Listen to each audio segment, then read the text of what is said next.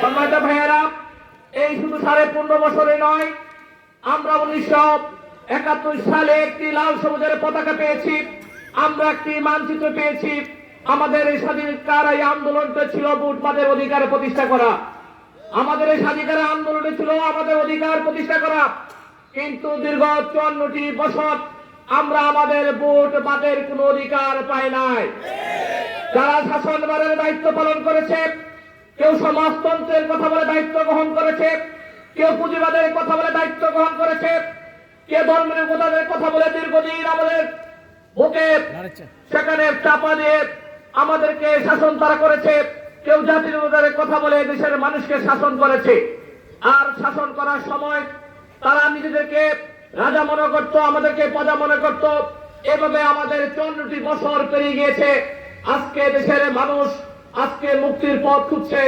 5 আগস্টের বিপ্লবের মধ্য দিয়ে দেশের মানুষের আশা আকাঙ্ক্ষা ছিল এ দেশটা নতুন করে সাজবে, এদেশের মানুষ ভালো করে কথা বলতে পারবে, এদেশের মানুষকে কোথাও চাঁদা দিতে হবে না, এদেশের কোন অফিস আদালতে গিয়ে ফাইল নট করাতে গিয়ে টাকা দিতে হবে না, এদেশের মানুষ নির্বিঘ্নে তার কথা বলতে পারবে। আমি আপনাদের কাছে জানতে চাই, 5 আগস্টের পরে এই অবস্থা কি পরিবর্তন হয়েছে? বরঞ্চ যারা আগে জুলুম করত তারা তাদের চাচাতো ভাইদের কাছে জুলুমের দায়িত্ব দিয়ে তারা ভারতে পালিয়ে গেছে। যারা চাঁদাবাজি করত তারা তাদের চাচাতো ভাইদের কাছে চাঁদাবাজির দায়িত্ব দিয়ে তারা ভারতে পালিয়ে গিয়েছে। যারা মানুষকে নির্যাতন করত, টেম্পো স্ট্যান্ডে চাঁদা আদায় করত, তারা তাদের চাচাতো ভাইদের কাছে দায়িত্ব দিয়ে তারা ঢাকাতে আলিশান বাড়িতে সেখানে বাসা বাড়িতে তারা থাকে। সম্মানিত ভাইয়েরা, আজকের এই সময় এসে দাঁড়িয়ে আমরা সুস্পষ্টভাবে বলতে চাই, যখন 36শে জুলাই 5 আগস্টের বিপ্লব সংগঠিত হয়েছিল, এই দেশ একটা অরক্ষিত অবস্থায় ছিল। এদেশের নিরাপত্তা ছিল না, আইন শৃঙ্খলার চরম অবনতি ছিল। মন্দিরগুলো, বৌদ্ধদের মঠগুলো, খ্রিস্টানদের গির্জাগুলো, সেদিন জামাত ইসলামের কর্মীরা সেদিন আমিরে জামাতের নির্দেশ অনুযায়ী পাহারা বসেছিল। ঢাকার ট্রাফিক ব্যবস্থা ভেঙে পড়েছিল, ছাত্ররা ট্রাফিক ব্যবস্থার দায়িত্ব পালন করেছে। আমরা লাগাতার প্রায় 5 থেকে 10 দিন আমরা ট্রাফিকদের যাবতীয় খাবারের ব্যবস্থা আমাদের পক্ষ থেকে করা হয়েছে। এত জুলুম নির্যাতন করার পরে যারা আহত হয়েছে তাদের চিকিৎসার দায়িত্ব কেউ নেয় নাই। তখন জামাতের আমিরের নির্দেশে আমরা তাদের চিকিৎসার দায়িত্ব আমরা গ্রহণ করেছিলাম। শহীদ পরিবারদেরকে প্রত্যেককে 2 লক্ষ টাকা করে প্রদান করা, তাদের পরিবারকে দেখভাল করার দায়িত্ব জামাতের আমিরের নির্দেশে আমরা দায়িত্ব পালন করেছিলাম। এভাবে আজকে আমরা যে সমাজ কায়েমের স্বপ্ন দেখি, আজকে এই সময়ে এসে দাঁড়িয়ে এই কথা স্পষ্ট হয়েছে, 54 বছর যারা আমাদেরকে শাসন করেছে, তারা রাজা বলে গিয়ে তারা আমাদেরকে প্রজা মনে করেছে।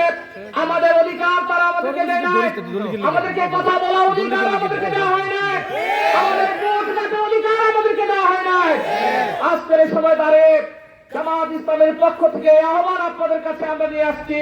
আমাদের আমির জামাতের পক্ষ থেকে এই দেশটাকে যদি আমরা সত্যিকার অর্থে ভালোবাসি, এই দেশের মাটি মানুষকে যদি ভালোবাসি, পৃথিবীর এমন একটা দেশ দেখান যে দেশটা এত সুন্দর, সবুজ শ্যামল শস্যে ভরা এই বাংলাদেশ, অথচ এই দেশটাকে কারা পিছিয়ে রেখেছে। আজকে আমাদের এমএটিএস যোদ্ধাদের টাকা দিয়ে দেশটা চলে, অথচ এমএটিএস যোদ্ধারা যখন বিমানবন্দরে আসে তাদের সাথে 3য় শ্রেণীর কর্মচারীদের মতো আচরণ করা হয়। আজকের এমএটিএস যোদ্ধাদের ভোটাধিকার নেই। আমিরে জামাতের পক্ষ থেকে বলা হয়েছে এমএটিএস যোদ্ধাদেরকে 1,50,00,000 এমএটিএস যোদ্ধা আছে, যাদের টাকা দিয়ে আমাদের দেশ চলে, যাদের টাকা দিয়ে আমাদের বিল্ডিং হচ্ছে, যাদের টাকা দিয়ে আমাদের দেশ পরিচালনা হচ্ছে, অবিলম্বে তাদেরকে ভোটাধিকার তাদেরকে প্রয়োগ করার সুযোগ করে দিতে হবে। সম্মানিত ভাইরা, তাদের নিরাপত্তা নিশ্চিত করতে হবে, বিমানবন্দরে তাদেরকে হয়রানি করা চলবে না। সম্মানিত ভাইরা, আজকে আমরা দেখছি আমরা যে এলাকায় বসবাস করি, আল্লাহ রাব্বুল আলামিন খাস মেহেরবানি করে আমাদেরকে এলাকা পাঠিয়েছে। আল্লাহ রাব্বুল আলামিন আমাদেরকে এলাকা না পাঠালে আমরা কি আসতে পারতাম? আমরা আমাদের প্রিয় এলাকাটাকে ভালোবাসি, কিন্তু আমাদের প্রিয় এলাকাটা বলেন শিক্ষার ক্ষেত্রে, সাহিত্যের ক্ষেত্রে, সংস্কৃতির ক্ষেত্রে, সামাজিক ক্ষেত্রে এই ব্রাহ্মণবাড়িয়া হলো ঐতিহ্যবাহী একটি জেলা, এবং এই ব্রাহ্মণবাড়িয়ার মধ্যে কসবা এবং আখাউড়া হলো একটি সমৃদ্ধ উপজেলা, অথচ আমরা অনেক কিছু থেকে বঞ্চিত। আমাদের শিক্ষা প্রতিষ্ঠানের দিকে তাকান, আমাদের এই 55 বছর আমাদের রাষ্ট্র ব্যবস্থাকে ভেঙে চুরমার করে দেওয়া হয়েছে। আমাদের সামাজিক অবস্থাকে ভেঙে চুরমার করে দেওয়া হয়েছে।